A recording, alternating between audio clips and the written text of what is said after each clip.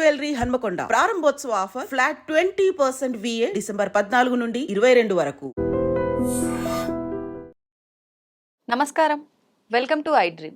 ధర్మ మార్గం విత్ విజిత కార్యక్రమానికి స్వాగతం.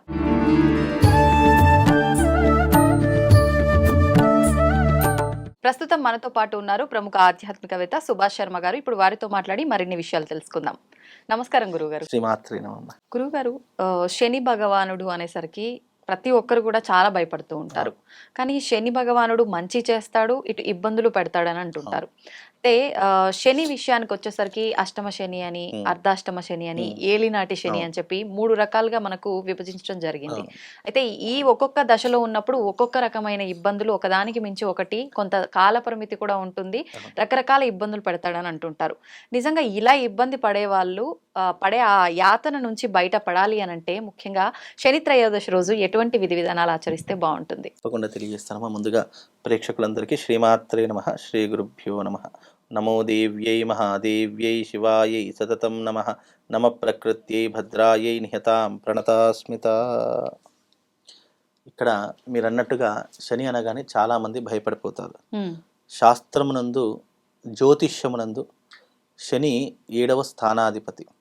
అంటే నవగ్రహాల్లో 7వ స్థానం శని భగవానుడిది. మనకు 7 స్థానాలలో ఉన్నటువంటి శని భగవానుడు మనకు జీవిత కాలంలో ఏలినాటి శని, అర్ధాష్టమ శని, అష్టమ శని, ఈ మూడిటిని కర్మ ఫలితంగా మనం అనుభవించిన తర్వాతనే మన జీవితం అనేటటువంటిది పరిసమాప్తి అవుతుంది. కొంతమంది పుట్టుకతోనే శని మహర్దశతో పుట్టిన పురుడులోనే చనిపోతూ ఉంటారు.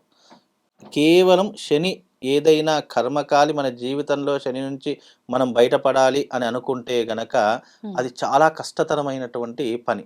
ఎందుకంటే శని కర్మ, మనకు 2 సిద్ధాంతాలు ఉన్నాయండి. అది నమ్మినా నమ్మకపోయినా, అంటే మనకు అనేక సిద్ధాంతాలు ఉన్నాయి. కానీ మనిషి జీవితంలో నమ్మినా నమ్మకపోయినా జీవితంలో జరిగేది, అంటే నమ్మినా నమ్మకపోయినా మనకు పుట్టుక ఉంది, చావు ఉంది. ఇది ఎవరు నమ్మినా నమ్మకపోయినా అందరూ నమ్ముతారు, వాస్తవం. అలాగే మనకు కర్మ సిద్ధాంతం ఉంది, తర్వాత పునర్జన్మ సిద్ధాంతం అని 2 సిద్ధాంతాలు. ఇవి ఎప్పుడూ కూడా రీసైక్లింగ్ జరుగుతూనే ఉంటాయి. మీరు ఏ వేదం చదివినా, ఏ శాస్త్రం చదివినా ఫైనల్ ఆఫ్ ది రిజల్ట్ కర్మ సిద్ధాంతము, పునర్జన్మ సిద్ధాంతము. ఈ 2 సిద్ధాంతాల మీదనే మన జీవితం అంతా ఆధారపడి ఉంది. కర్మ సిద్ధాంతం ఏం చేస్తుంది అని అంటే గనక, నువ్వు చేసిన కర్మ ఈ జన్మలో తప్పించుకున్నా మళ్ళీ వచ్చే జన్మలో అది అనుభవించడానికి మళ్ళీ నువ్వు పునర్జన్మ అనుభవించక తప్పదు. అంటే కర్మ సిద్ధాంతం, పునర్జన్మ సిద్ధాంతం 2 కూడా ఒకదానికొకటి అవినాభ సంబంధం ఉంటేనే మనం జన్మలు అనేటటువంటి ఎత్తుతూ ఉంటాం. పుడతాము, చనిపోతాం, పుడతాం, చనిపోతాం. ఇదే మన రీసైక్లింగ్. ఎందుకు ఈ 2కి తేడా చెప్పాను అంటే గనక, శని భగవానుడు జాతకంలో కర్మాధిపతి. మనం చేసినటువంటి పాప పుణ్యములకు శిక్షను అనుభవించేలా చేసేటటువంటి వాడు శని భగవానుడు. ఒక జడ్జి టైప్ అన్నమాట. ఒక కోర్టులో ఒక వ్యక్తి తప్పు చేసిన తర్వాత శిక్షను ఎలాగైతే అమలు పరుస్తాడో అదే తత్వము శని భగవాను. అందుకని శిక్ష వేస్తాడు కదా, మనం పీడించుకుని తింటాడు కదా, శని భగవానుడు చెడ్డవాడు కదా అనడానికి ఆస్కారం లేదు. ఎందుకంటే శని భగవానుడు కూడా భగవంతుడితో సమానం. భగవంతుడితో ఏమాత్రం తీసిపోడు. నవగ్రహాలు కూడా అంతే. ఏ గ్రహం యొక్క ఆధిపత్యం దాని కర్తవ్యాన్ని నెరవేరుస్తుంది. ఒక పోలీసు వాడి యొక్క కర్తవ్యం ఏంటి? చట్టాన్ని రక్షించడము, ఎక్కడ గొడవలు జరగకుండా చూసుకోవడం పోలీసు యొక్క కర్తవ్యం. అలాగని చెప్పేసి పోలీసుని మనం తిడితే ఊరుకోరు కదా పోలీసులు. అలాగే ఇక్కడ కూడా శని భగవానుడు పరమేశ్వరుడు ఏం చేశాడు? నీకు ఈ బాధ్యతను అప్పచెప్తున్నాను, నీకు ఈ బాధ్యతను ఇస్తున్నాను, దీనిని సక్రమంగా. ఇప్పుడు యమధర్మరాజు యొక్క కర్తవ్యం ఏమిటి? ప్రాణాలు తీసుకుపోవడము. అంటే ప్రాణాలు తీసినంత మాత్రాన యమధర్మరాజు ఏం చెడ్డవాడు కాదు కదా. నీ ఆయుష్ ముగిసింది కాబట్టి నీ ప్రాణాలు తీసుకెళ్ళాడు. అలాగే శని భగవానుడు కూడా మనల్ని కష్టపెడుతున్నాడు, ఇబ్బందులు పెడుతున్నాడు అని అంటే మనం చేసుకున్న కర్మ కూడా అలాగే ఉంటుంది కదా. మనం చేసుకున్న పాప కర్మలు ఎవరు ఇప్పుడు ఈ 4 గోడల మధ్య నేను తప్పులు చేస్తున్నాను, ఎవరు చూడట్లేదు కదా అని చెప్పేసి నేను ఇలాగే తప్పులు చేసుకుంటూ పోతే నా పాపకర్మ పెరుగుతూ పోతుంది. దీనికి ప్రాయశ్చిత్తము ఇప్పుడు కాకపోయినా నేను బయట అడుగు పెట్టిన తర్వాతనైనా అనుభవిస్తాను. అలాగే ఆ శని భగవానుడి యొక్క కర్తవ్యం ఏంటంటే, తప్పులు చేసినటువంటి వాడికి శిక్ష వేయడం ఆయన యొక్క కర్తవ్యం. ధర్మ పరిపాలకుడు, ధర్మరక్షకుడు శని భగవానుడు జాతకంలో అని చెప్తాం. మళ్ళీ జాతకంలో కూడా శని ఎంటర్ అయ్యాడు అని అంటే మనము చాలా ఫిలాసఫీ నేర్చుకుంటాం. ఇది చాలా మందికి తెలియదు. ఒక ఫిలాసఫీ నేర్చుకుంటాము, ఒక మోటివేషన్ నేర్చుకుంటాము, ఎవరితో ఎలా ఉండాలి, ఎవరితో ఎలా ప్రవర్తించాలి అనేటటువంటి ఒక గైడెన్స్ కూడా మనకు శని దశలోనే మాత్రమే తెలుస్తుంది. ఇక ఏ దశలో కూడా మనకు అర్థం కాదు. ఎందుకంటే ఒక్కొక్క గ్రహము ఒక్కొక్క రకమైనటువంటి విధానాన్ని చూపిస్తుంది తప్ప మనకు పూర్తి అజ్ఞానాన్ని తొలగించి జ్ఞానాన్ని పెంచేటటువంటి విధం ఏదైనా ఉంది అంటే అది శని భగవానుడి యొక్క పీరియడ్లోనే అర్థమవుతుంది.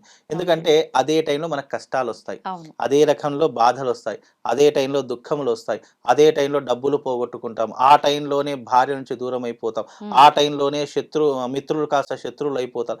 ఇలా ఒకటి కాదు, రెండు కాదు, అనేక రకాల కష్టాలు వస్తాయి. ఆ కష్టంలో మనతో ఉన్నవారెవరు, మనతో లేని వారెవరు, మనకు ఆ కష్ట సమయంలో మనను హెల్ప్ చేసిన వారు, సహాయపడ్డవారెవరు, మనల్ని ఆదుకున్న వారెవరు, ఇవన్నీ కూడా మనకు నెమరేస్తూ ఉంటాయి. అరే నేను నా దగ్గర డబ్బు ఉన్నప్పుడు అందరు వచ్చారు, ఇప్పుడు ఎవరు రావట్లేదా, మనం రియలైజ్ అవుతూ ఉంటాం. మనము ఎప్పుడూ కూడా మన శరీరాన్ని, మన యొక్క జ్ఞానాన్ని రియలైజ్ చేసేటటువంటి వాడు శని భగవానుడు. నిజంగా శని చేసేటటువంటి మేలు ఎవరు కూడా చేయలేరు. ఇప్పుడు ఎగ్జాంపుల్గా మనిషి బాగున్నప్పుడు అందరు వస్తారు, మంచి ఒక హోదాలో ఉన్నప్పుడు, మంచి ఒక స్టార్డమ్లో ఉన్నప్పుడు అందరు వస్తారు. అదే స్టార్డమ్ పోయింది, హోదా పోయింది, అవకాశాలు పోయి అన్నీ పోయాయి అంటే ఇట్లా చూసి కూడా చూడకుండా ఇట్లా పక్క నుంచి వెళ్ళిపోతూ ఉంటారు. అలాంటి తత్వం ఇక్కడ ఉంటుంది. ఇప్పుడు ఈ శని భగవానుడు ఒక్కసారి మన జాతకంలోంచి వెళ్ళిపోయేటప్పుడు ఎంతైతే ఇబ్బంది పెట్టాడో అంతకు మించిన మంచి చేసే వెళ్తాడని పెద్దవాళ్ళు అంటుంటారు. 100% వాస్తవం. ఎందుకు? నీకు నేను జ్ఞానాన్ని, మార్గాన్ని సూచించాను. ఎందుకు? నీకు ఎవరు మంచివాళ్ళు, ఎవరు చెడ్డవాళ్ళు అనేటటువంటి విచక్షణ జ్ఞానం ఇచ్చాను. దాంట్లో ఇప్పుడు తెలుసుకుని మళ్ళీ నిన్ను ఒక స్టార్డమ్లో ఉంచుతున్నాను, ఒక రేంజ్లో ఉంచుతున్నాను. అప్పుడు నీ యొక్క కర్తవ్యం ఏంటి అంటే నువ్వు ఏ రకమైనటువంటి జీవన విధానాన్ని ఎంచుకుంటావు అనేటటువంటిది తెలుస్తుంది. అప్పుడు రియలైజ్ అవుతాడు మనిషి. అందుకే శని భగవాను నుంచి తప్పించుకోవాలన్నా, శని కర్మ నుంచి కొంతవరకు బయటపడాలన్నా దానికి ఒక మార్గం ఏంటంటే శని త్రయోదశి వచ్చినటువంటి నాడు, అంటే శనివారం త్రయోదశి తిథి ఏర్పడినటువంటి నాడు ఆ రోజున శని భగవానుని అర్చించడం, పూజించడము, విశేషంగా ఆయనను ధ్యానం చేసుకోవడం, ఆయన జపం చేసుకోవడం వల్ల శని నుంచి వచ్చేటటువంటి వ్యతిరేకత కొంతవరకు మాత్రం తప్పించుకోవచ్చు. చాలా మంది నాకు క్వశ్చన్ అడుగుతారు, ఏంటి అంటే పంతులు గారు కర్మ నుంచి ఎలా తప్పించుకుంటాం అంటే అది సాధ్యపడుతుందా? నిజంగా కర్మ అనేటటువంటిది మనిషిని వెంటాడుతూనే ఉంటుంది కదా అని అంటే ఆయన అన్నటువంటి మాట వాస్తవం. కానీ కర్మ వెంటాడుతుంది. కానీ ఆ కర్మను మన నుంచి డైవర్ట్ చేయడానికి మనకు సనాతన ధర్మంలో, వేదంలో అనేక మార్గాలు భగవంతుడు సూచించాడు. ఆ సూచించినటువంటి విధంగా నువ్వు నిజంగా దాన్ని ఫాలో అయితే శని భగవానుడి యొక్క కర్మ నుంచి కూడా కొంతవరకు తప్పించుకోవచ్చు. ఎలా తప్పించుకోవచ్చు అంటే ఎగ్జాంపుల్గా చెప్తాను, ఉదాహరణకు. అంటే అందరికి అర్థం కావాలి కదా.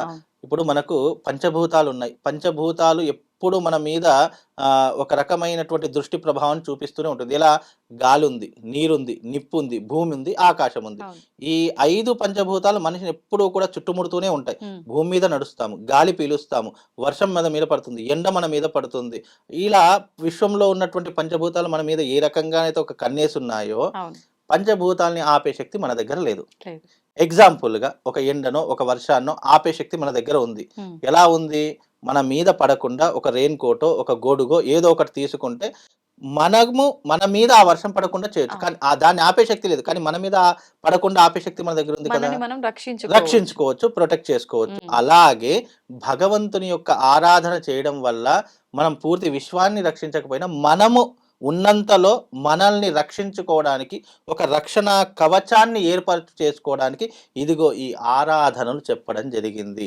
అందులోనూ శని భగవాన్ నుంచి పూర్తిగా తొలగించుకోవడానికి, ఆయన దశ వచ్చినా కూడా భయపడకుండా ఉండడానికి తిలకాష్టబలి అనేటటువంటిది శని భగవానుడికి చాలా ప్రీతికరమైనటువంటిది, ఇష్టమైనటువంటిది. ఇది వెంకటేశ్వర స్వామి దగ్గర నుంచి వరం పొందినటువంటి వాడు శని భగవానుడు.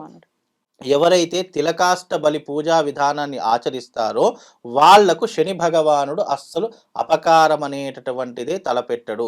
కర్మ వచ్చినా సరే ఆ కర్మను తప్పించుకునేలా మాత్రం చేస్తాడు తప్ప కర్మను అనుభవించేలా మాత్రం చేయకుండా రక్షించేటటువంటి వాడు శని భగవానుడు అని చెప్పడం జరిగింది. ఇప్పుడు మామూలుగా ప్రతి నెల శని త్రయోదశి వస్తుంది. శనివారం త్రయోదశి వచ్చినటువంటి కారణం చేత మనం మామూలుగా శని భగవానుడికి మనం చేయవలసినటువంటి క్రతువులు చేస్తాం. కానీ పూర్తిగా శని భగవాను నుంచి తప్పించుకోవాలి, ఆయన నుంచి బయటపడాలి, ఆయన రక్షణ మనకు కావాలి అనుకుంటే తిలకాష్టబలి అనేటటువంటి పూజా విధానాన్ని చేస్తే నిజంగా ఆ కర్మ నుండి ఫలితాన్ని పొందకుండా తప్పకుండా దాని నుంచి బయటపడేటటువంటి అవకాశం ఇదిగో ఈ క్రతువులకు ఉంటుంది. అందుకే శని త్రయోదశి వచ్చిందంటే శని భగవానుని ఆరాధన చేసుకోండి.